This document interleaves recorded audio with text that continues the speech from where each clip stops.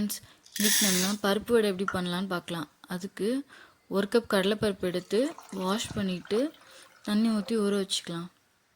இப்போது இது 1 மணி நேரம் அப்படியே இருக்கட்டும்.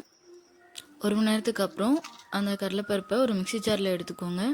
அது கூட 1 டீஸ்பூன் ஜீரகம், 2 வரமிளகா, 1 வெள்ளைப்பூடு இப்போ இதை கொரப்பாக அரைச்சி எடுத்துக்கலாம். இது கூடயேமும் பொடிசாக கட் பண்ண பெரிய வெங்காயம், கருவேப்பிலை, தேவைப்பட்ட இஞ்சி சேர்த்து இந்த மாதிரி வடையாக தட்டி எண்ணெயில் போட்டு சுட்டு எடுத்துக்கலாம்.